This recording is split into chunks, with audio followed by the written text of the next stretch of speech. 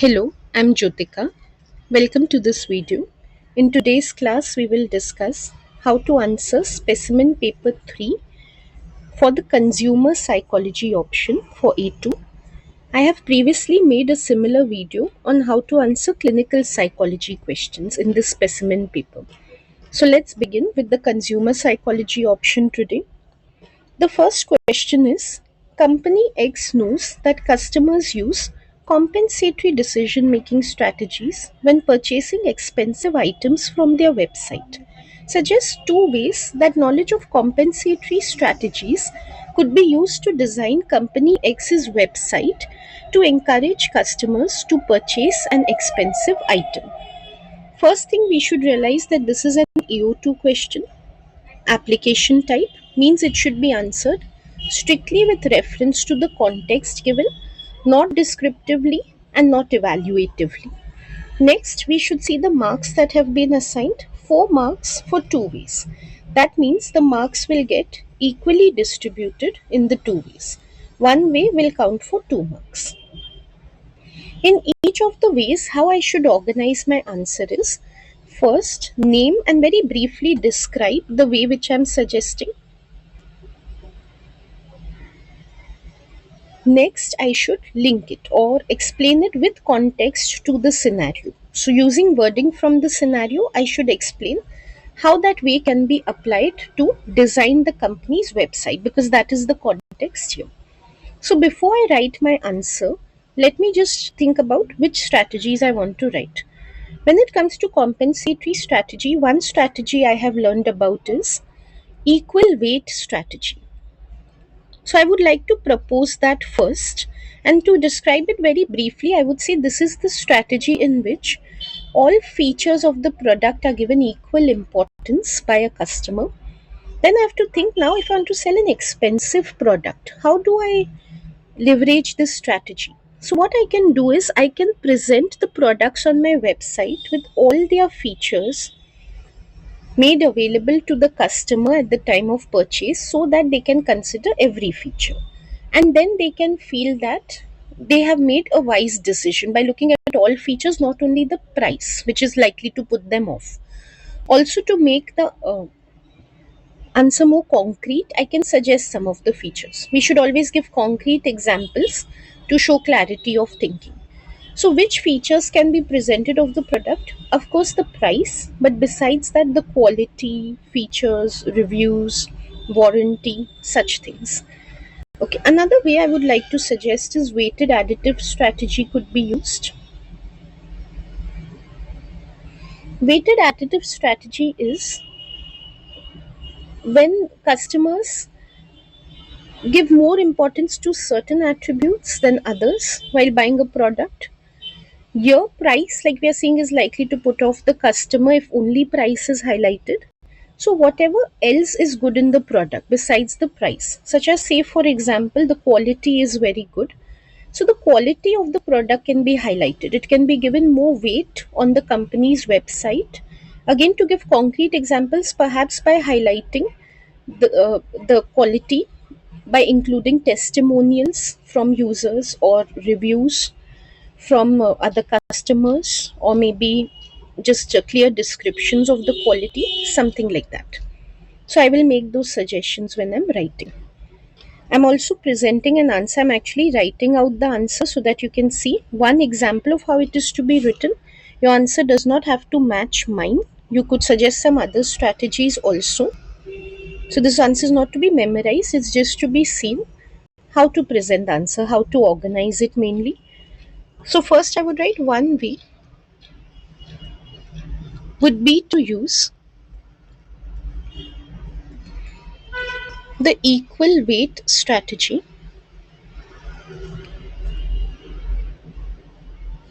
in which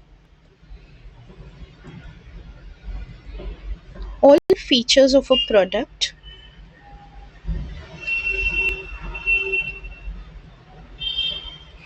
are given equal importance to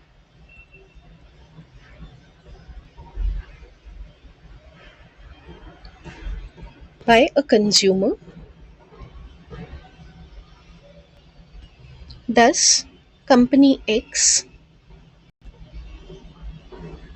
could present the price, quality, durability, warranty, etc. of the expensive products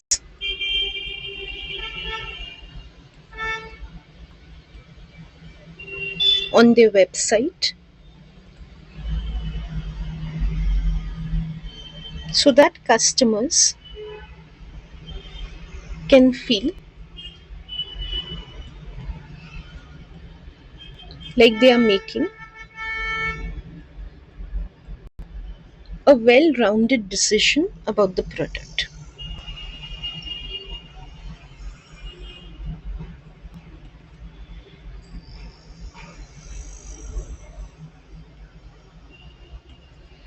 Another way would be to leverage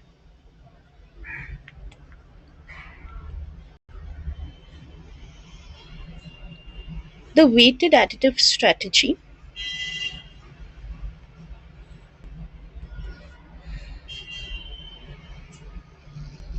in which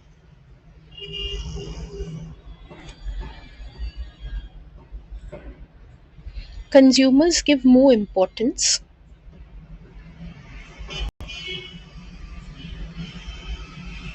to certain features of a product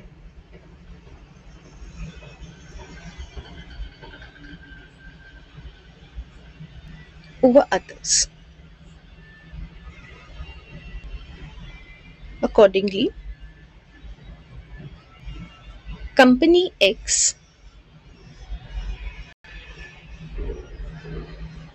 could provide testimonials, detailed reviews, or descriptions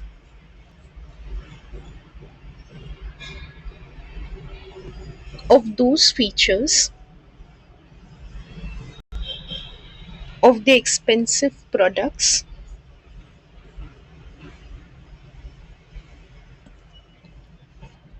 like quality,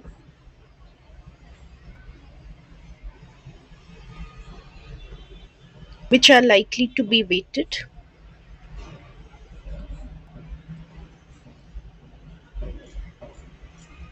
highly by consumers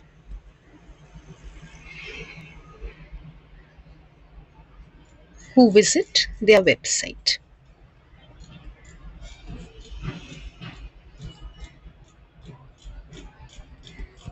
Okay, so that is for answer 5. Let us come to the next question. Okay, before I come to the next question, let me just explain the marking for the question, for the answer. 1 point I will receive to suggest the way, just to describe it and name it. The second mark I will get for linking it to the context, which is the most important. So here I want you to see immediately that if you do not link the suggestion to the context, which most students don't do, because they just end up writing AO1 descriptive type of answers instead of AO2, immediately you lose half marks. Same thing for the next part. For suggesting the second way, I get a third mark, and it should be suggested with clarity. Next, for linking it to the context, I get a fourth mark. It is not compulsory to first only name the way. Many students prefer to continuously link to the context as they're writing. Your style of writing can be your own. Why I suggest organizing this way is because students end up really muddling the answers when they try to refer to the context throughout. Or if I should say, they just keep on beating around the bush, and what strategy they are suggesting is never named throughout the answer. It's not clear. They just keep on describing something. For example, if they are talking about the equal weight strategy, they will keep on talking about this is how the website should be made, that. But because their descriptions are not very clear, it's not obvious to the examiner that they are referring to the equal weight strategy. So the best solution is to directly name the strategy and make it very evident what we are talking about. That's why I suggest this writing style. But of course, as long as your answer has clarity, you are free to write in whatever style is suitable for you. Okay, let's come to the next question, which is question 6 now. Research has suggested that shelf position affects purchasing decisions. Before I read the question further, in my mind, I always like to think about what they are speaking of. When there are parts to a question, then the parts make more sense to me. So let me think about what was there regarding shelf position in the syllabus. I remember there was the horizontal centrality effect and something about gaze cascade. So now keeping this in mind becomes easier for me to understand the rest of the question. Firstly, they've asked outline what is meant by determinism using an example about shelf position of a product. 1 mark will be to explain determinism correctly. So this is just generally they're asking what is determinism. Just we have to say that determinism is an approach which suggests behavior is beyond the control of an individual. Next, they want us to give an example. So it's very straightforward. The 2nd mark will be for the example. Simply, we have to say that placing an item in the central or the middle position rather than on the left or to the right of the customer's gaze is more likely to get him to purchase the item. So that is why we would say shelf position is deterministic, because it's not the customer who decides what he should buy, rather it is where the product is placed that is deciding whether he will buy the product or not. So this we just have to explain in 2 sentences. Next question is explain one strength of determinism using an example of shelf position of the product. A strength of determinism is that it helps in application to everyday life. It helps in intervention, but I would just suggest use the term application to everyday life. That is there in the syllabus. And then, of course, again, we have to give a concrete example of how it helps. Firstly, it makes application easier because we do not have to wait for the customer's will to buy our product to get arisen. We are able to make simple changes that can get the customer to buy the product. In this case, shelf positioning, simply placing a product that we want to sell, such as an expensive product or a brand that we want to pitch.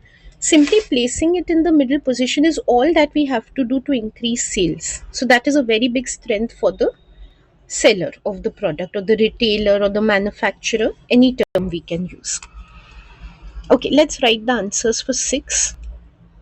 For 6A, first I would write determinism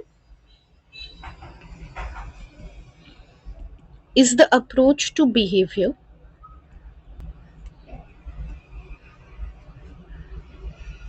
which suggests that behavior is beyond the control of the individual.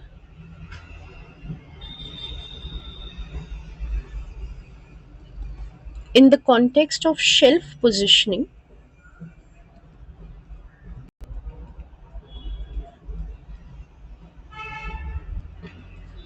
placing a product in the middle of a shelf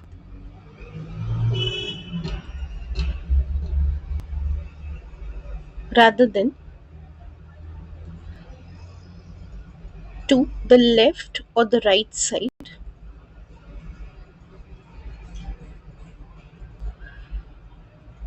makes a customer more likely to purchase it.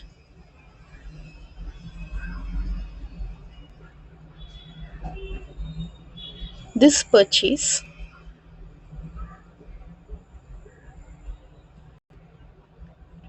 is not decided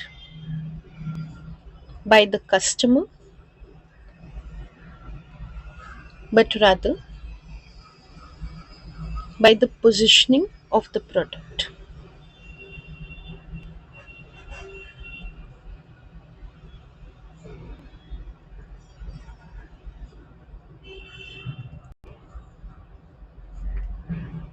Okay, next 6B.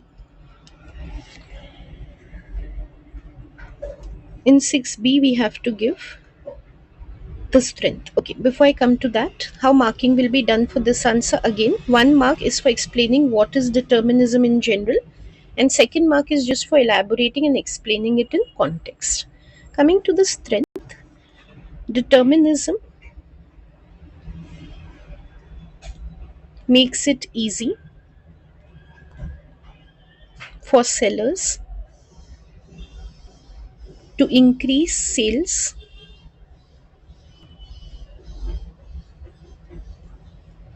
of their products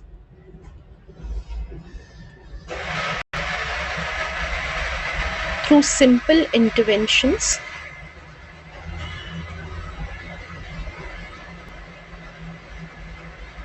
increasing application to everyday life.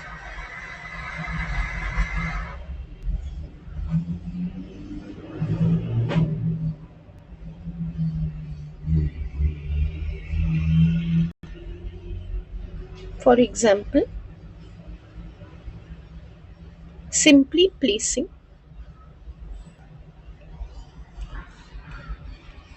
a desired product such as an expensive product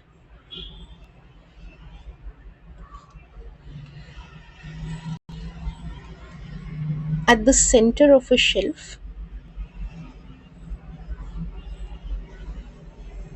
can increase its sales for the retailer.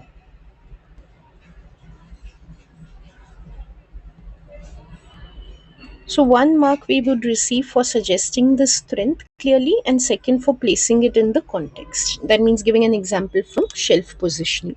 Let's come to the next question, 7A. Again a context-based question. Dina is a washing machine salesperson. She wants to use one of 𝗖𝗔𝗟𝗟𝗖𝗛𝗍 6 ways to close a sale with a customer.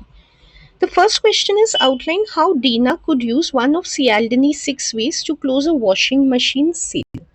First off, do not describe 𝗖𝗔𝗟𝗟𝗖𝗛𝗍 6 principles. They haven't asked you for a description. Don't even name the 6 ways when they've just asked you for one.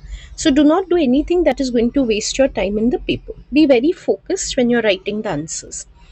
Here, 1 mark we will receive for naming one of the ways, and again just giving a very brief description. We can give the description with reference to Dina's context or just generally. One way that is coming to my mind is reciprocity. So reciprocity would mean that Dina would have to create some kind of an obligation in her customer to purchase the product from her. And to give a concrete example of how she could do, because the keyword is how. So we have to give a proper actual example of what can be done. Dina could, for example, offer a 1-year warranty for the washing machine after pitching the product to the customer to make it feel as if she's making a special consideration for the customer. So that would arouse the customer's reciprocity. The next question is suggest why this way would help Dina to close a washing machine sale. Why is the keyword here. Previous was how. Students confuse these two. How is always about the process, one systematic, step by step how to do it. Why is about a strength, a reason why something could work. So here, why reciprocity works in general, as we know, it creates a sense of indebtedness in a human being, and there is a human innate desire to always return a favor that is done by the other. So in Dina's case, the customer would feel a sense of wanting to return Dina's favor. She would feel a sense of indebtedness, and that is why she would feel that since Dina has made the special consideration for her to offer her the warranty, that is why even she should return the favor by purchasing the washing machine that Dina is putting on sale.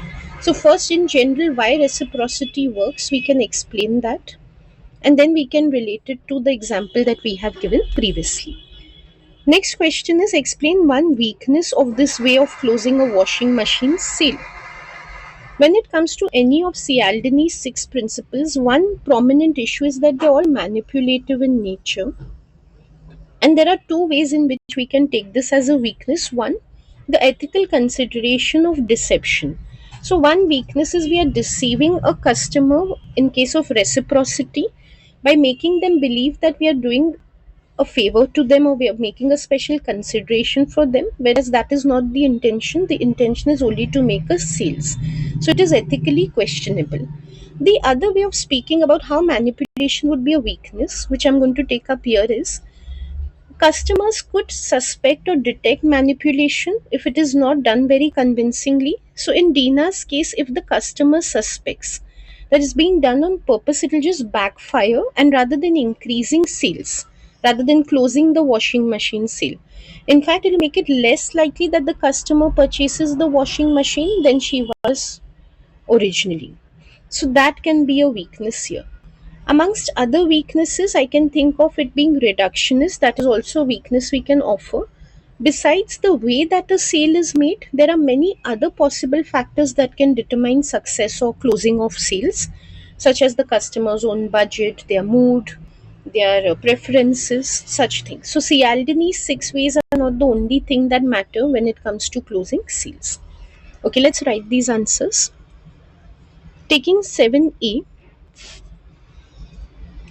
1.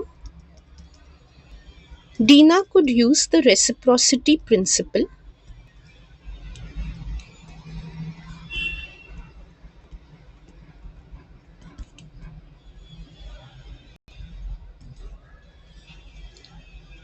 to create a sense of obligation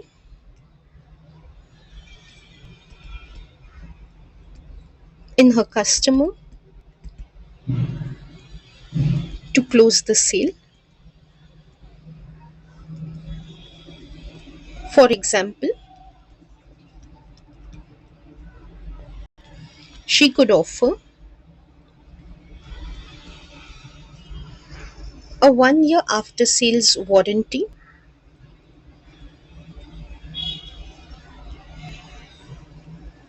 after describing the washing machine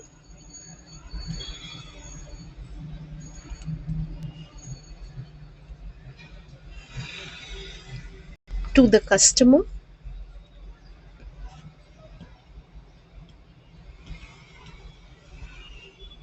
to make it appear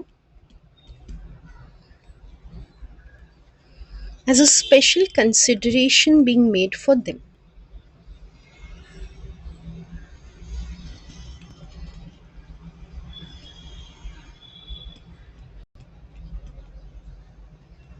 So your 1 mark would be awarded for naming the strategy and just briefly explaining it correctly, and the second mark for explaining it in context. That is using the wording from the scenario and making it relevant. Also make sure, since you're in the A levels, in AS you all have been used to answering the questions right there and there where the space is provided. Now make sure you number the questions correctly. So you number the answers correctly. Okay, next they have asked us why it would work. So we would say reciprocity would work because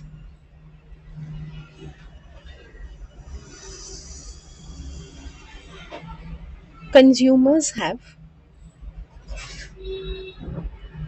an innate desire to return a favor done to them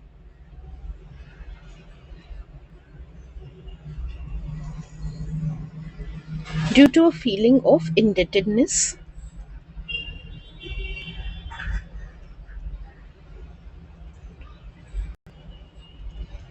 In Dina's case, the customer would feel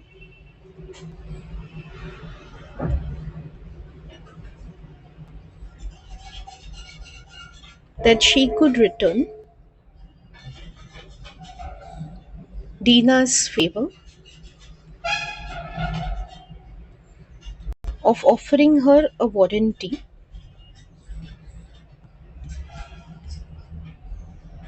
by purchasing the machine from Dina.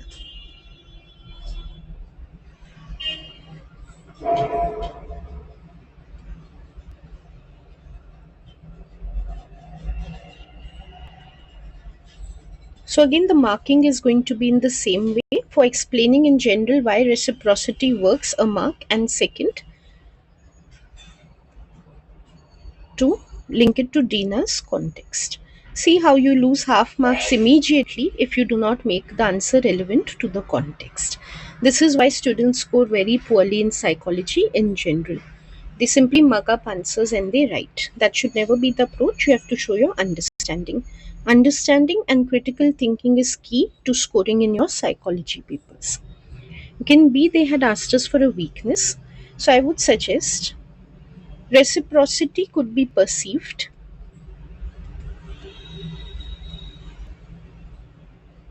as being manipulative,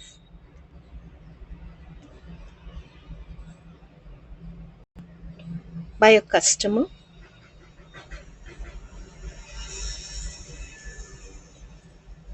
resulting in them feeling cheated by the salesperson.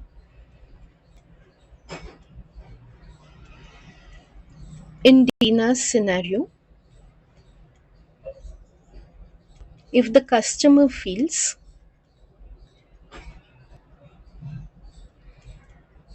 that Dina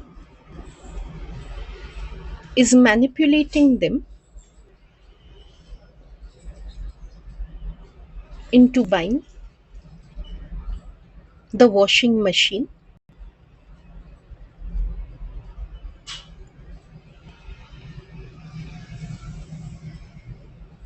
they could become less likely to purchase it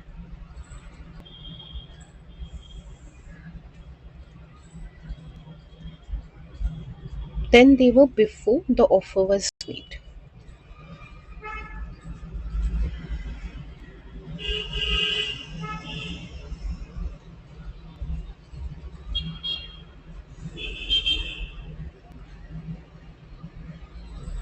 So here I would receive 1 mark for suggesting the weakness and explaining it briefly, and second for linking it to the context.